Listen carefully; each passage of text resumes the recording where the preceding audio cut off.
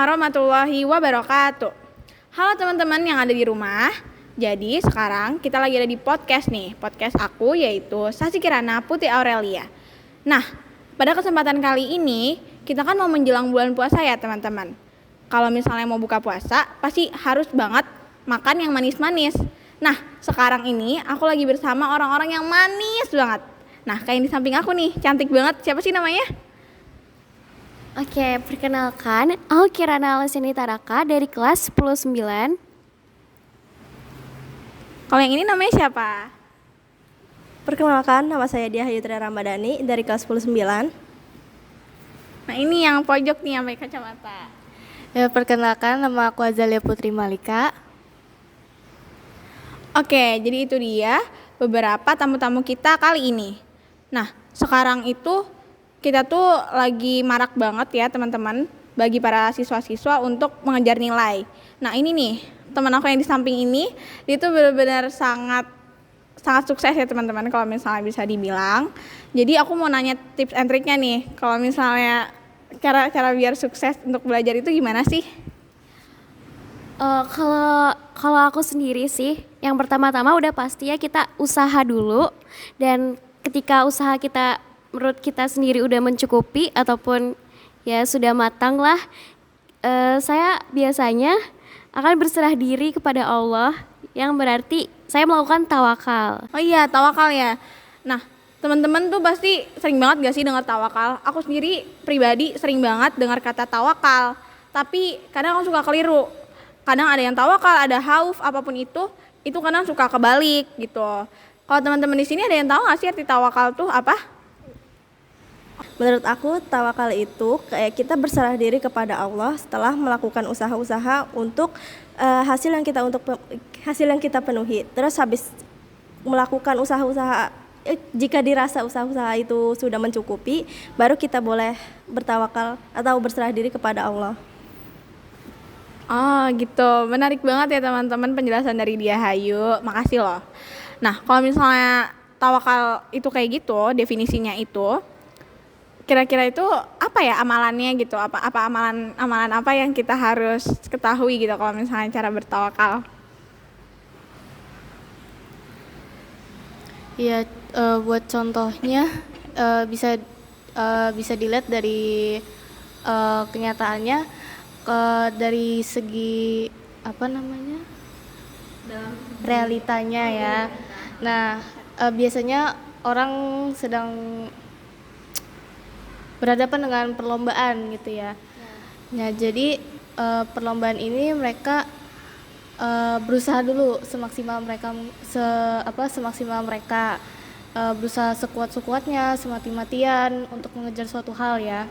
Nah, baru mereka di saat Hamin 1 atau pada hari H perlombaan itu atau kompetisi tersebut, baru mereka berdoa atau berpasrah diri kepada Allah gitu ya.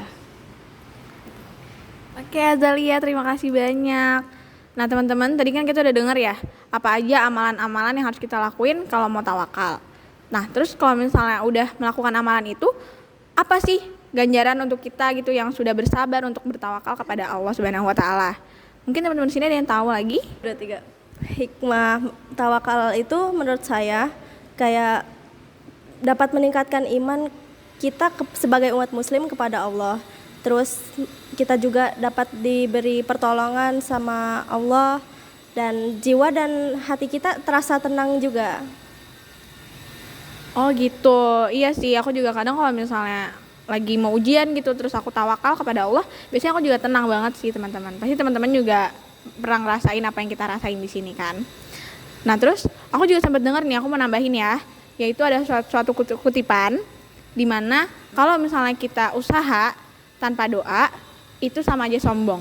Tapi kalau teman-teman di sini udah tawakal tapi ikhtiarnya nggak ada, itu sama aja kayak omong kosong. Jadi jangan lupa untuk membarengi keduanya secara bersamaan seperti itu.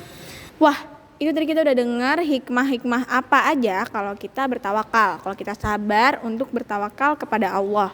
Nah, teman-teman, tapi kadang tuh ada kalanya kita di mana kita udah tawakal, kita udah ikhtiar sama Allah Subhanahu wa taala, tetapi apa yang kita mau gak kita dapetin. aku sendiri sih penasaran banget ya, kita tuh harus ngapain kalau kayak gitu. Kalau misalnya teman-teman sendiri, cara ngatasinnya gimana? Nah, kalau untuk saya hal itu pasti kayak udah sering gitu ya pada ngalamin. Nah,